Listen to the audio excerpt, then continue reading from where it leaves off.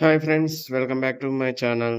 ఈరోజైతే మేము కారపూస అండ్ సద్దబూరలు రెండైతే తయారు చేసుకున్నాం. అదేంటో ఇప్పుడు చూద్దాం. ఇదొచ్చేసి మనకి కారపూస. మేమేం చేసామంటే, ఒక కేజీ బియ్యానికి ఒక 100 గ్రాముల నుంచి 150 గ్రామ్స్ సగ్గుబియ్యం వేసుకోవచ్చు. మామూలుగా శనగపిండితో చేసుకోవచ్చు. కానీ మేము శనగపిండి గ్యాస్ ప్రాబ్లమ్ వస్తుందేమని సగ్గుబియ్యంతో చేసాము.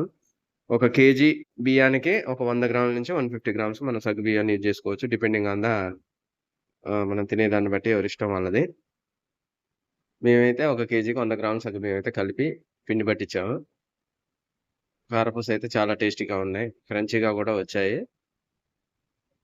ఆల్రెడీ ఫస్ట్ ఏసాము. ఇప్పుడు తీసి పక్కకు పెట్టేస్తుంది. ఆహ్, ఇట్లా గోల్డ్ కలర్‌లో వచ్చే వరకు మనం కారపూసని ఉంచి తర్వాత మనం తీసి ట్రేలో వేసుకోవాలి. ఫస్ట్ ఆఫ్ ఆల్ వచ్చేసి అగో మా మమ్మీ అక్కడ పిండి పిసుకుతుంది. ఫస్ట్ పిండిని కొంచెం తీసుకొని మెత్తగా పిసకాలి బాగా. ఎందుకంటే కారపూస అనేది మనం ఒత్తేటప్పుడు పిండి అనేది మంచిగా రావడం కోసం మెత్తగా పిసుక్కోవాలి. మెత్తగా పిసికి కారపూస ఉంటది గదా! ఆ గిన్నెలో మనం వేసుకోవాలి. ఆల్రెడీ ప్రిపేర్ చేసింది ఏస్తుంది ఇప్పుడు. వాయి ఒకటి అయిపోయింది. ఒక్కసారికే వన్స్ అయిపోతుంది. ఈ గ్యాస్ స్టవ్ మీద మనం ఇంట్లో ఉండే గ్యాస్ స్టవ్ మీద చేయాలంటే చాలా టైం తీసుకుంటుంది. సో, సెపరేట్‌గా ఒక వంటలు చేయడానికి ఒక 10-20 కేజీస్ రైస్ గాని, ఇంకేదన్నా వండడానికి కర్రీస్ గాని, వండుకోవడం కోసం ఏదైనా అకేషన్స్, ఫంక్షన్స్‌కి యూజ్ అవుతదని నేను సెపరేట్‌గా ఒకటైతే గ్యాస్ పొయ్యి తీసుకున్నాను. ఇంట్లో గ్యాస్ పొయ్యి చేయాలంటే చాలా టైం తీసుకుంటుంది. ఇదైతే చాలా స్పీడ్‌గా అయిపోతుంది. అదండి కారపూస.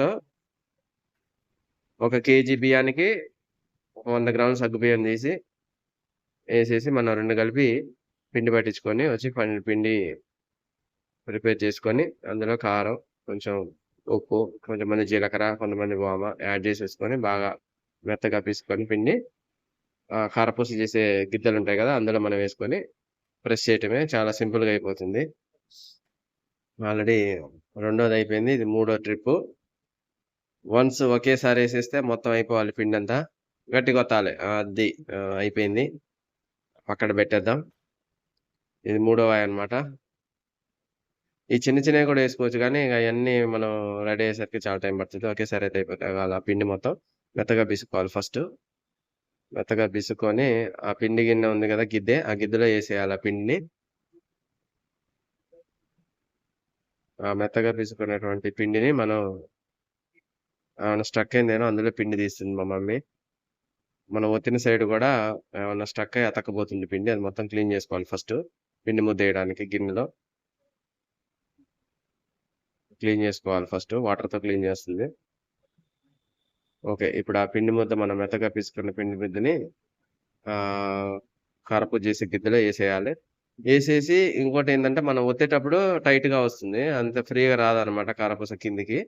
దిగదనమాట గిద్దెలో నుంచి. సో, అందుకనే మనం ఏం జేయాలంటే వాటర్ డ్రాప్స్ పిండి ముద్దుంది గదా! ఎక్స్‌ట్రా ఉంది తీసేసింది.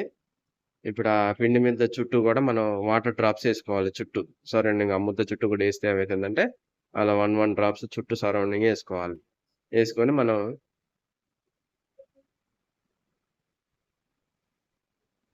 కళాయిలోకి మనం ఏసేటప్పుడు ఏం జేయాలి? ఆహ్, అది పెట్టేసి మనం ఇప్పుడు వాటర్ డ్రాప్స్ చుట్టూ గూడా ఏసాం గదా! పిండి ముద్ద చుట్టూ. దాని పైనున్న మూతను బెట్టేసి మనం ప్రెస్ చేసేటప్పుడు టైట్‌గా గాకుండా ఫ్రీగా వచ్చేస్తుంది. కారపూస తొందరగా ఈజీగా దిగిపోతుంది. ఇప్పుడు చూడండి మా మిసెస్ గిద్దె దానిపైన మూత పెట్టేస్తుంది. మూత పెట్టేసి ఇప్పుడు కొంచెం లైట్‌గా ప్రెస్ అయిందనుకున్నప్పుడు మనం ప్రెస్ చేస్తే అట్లా సింపుల్‌గా ఈజీగా వస్తది. ఎందుకంటే లూబ్రికేషన్ అన్నమాట. కొంచెం జారే తత్వాన్ని ఉంటది వాటర్ యాడ్ చేస్తే. ఫ్రీగా వచ్చేస్తది. మనం వాటర్ యాడ్ చేయకుండా డైరెక్ట్ పిండిని గిద్దెలో ఏసి చేస్తే ఏంది కొంచెం టైట్‌గా సరిగ్గా రాదన్నమాట ఫ్రీగా గట్టిగా ఒత్తాల్సొస్తది పిండికి. సో, అదన్నమాట. ఆల్‌మోస్ట్ అయిపోవచ్చింది. కేజీ పిండి ఏముందండి. అది సెపరేట్ స్టవ్ గాబట్టి, అదే గ్యాస్ పొయ్యి అయితే చాలా టైం పడుతుంది. ఇది సెపరేట్ స్టవ్ గాబట్టి మనకి ఒక 1 కేజీ అంటే ఆల్‌మోస్ట్ ఒక 15 నిమిషాల నుంచి 20 నిమిషాల్లో కంప్లీట్ అయిపోతుంది. అవి ఆల్రెడీ ప్రిపేర్ చేసినయి చూడు గిన్నెలలో ఏసాం.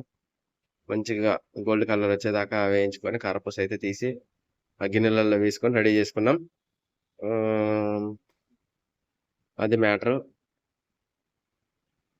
నెక్స్ట్ వచ్చేసి మనం సద్దబూరలు చూద్దాం. ఏం లేదు సద్దబూరలో ఒక కేజీ సద్దబూరలు చేసుకోవాలంటే సద్దల్ని 1 కేజీ ప్లస్ 1 కేజీ బెల్లం తీసుకోవాలి. కొంచెం షుగర్ తక్కువ మాకంత వద్దనుకుంటే ఒక హాఫ్ కేజీని, ముప్పావు కేజీ బెల్లం యాడ్ చేసి చేసుకోవాలి. అయన్నీ ప్రిపేర్ చేసినవి పెట్టాం. సద్దబూరలు, కారపూస, అయ్యేమో తాటాకులు. తాటాకులంటే ఇంకోటి గూడా అంటారు. ఏమంటారు దాన్ని? వేరే భాషలో తాటాకులంటరు. కొంతమందేమో ఇవి పేరేదో ఉంది. గుర్తొచ్చింది. ఆకు పకోడీ అని గూడా అంటారు వాటిని. అగో మేమైతే ప్రిపేర్ చేసుకునే మొత్తం గూడా ఆ సద్దముద్దల్ని ఒక కవర్ ఉంటదిగా, పాలిథీన్ కవర్ తీసుకొని ఇక్కడ రైట్ సైడ్‌లో చూడండి. కొంచెం ఆయిల్ పూసుకొని, ఆ ముద్దని మెత్తగా ఒత్తుకొని, కాగుతున్న నూనెలో యేసుకొని, ఆ సద్దబూరలను తీసేయడమే. ఇవి సద్దబూరలు. ఇవొచ్చేసి కారపూస, ఆకు పకోడీ. అయితే మేము తయారు చేసినటువంటి కారపూస అండ్ సద్దబూరలు తయారు చేసేటప్పుడు తీసినటువంటి ఫోటోస్ మీకిప్పుడు చూపిస్తున్నాను. కారపూస అయితే చాలా బావుంది. జనరల్‌గా ఏందంటే, కారపూస అనేది శనగపిండి, బియ్యపిండి యూజ్ చేసి చేస్తారు. కాపోతే మేము కొంచెం గ్యాస్ ప్రాబ్లమ్ వస్తుందని జెప్పేసి మేమైతే బియ్యం ప్లస్ సగ్గుబియ్యం వేసి ఈ కారపూస అయితే ప్రిపేర్ చేసాం. చాలా బాగా వచ్చింది. మీరు గూడా ఒకసారి ట్రై చేసి చూడండి. ఒక కేజీ బియ్యానికి ఒక 100 గ్రాముల సగ్గుబియ్యం యాడ్ చేసి పిండి పట్టించి కారపూస చేసుకొని చూడండి. టేస్ట్ అయితే అద్దిరిపోతుంది. మా వీడియో గనుక మీకు నచ్చినట్టయితే ప్లీజ్ లైక్ చేయండి, షేర్ చేయండి, కామెంట్ చేయండి. మరిన్ని కొత్త వీడియోస్‌తో మీ ముందుకొస్తాను. బాయ్.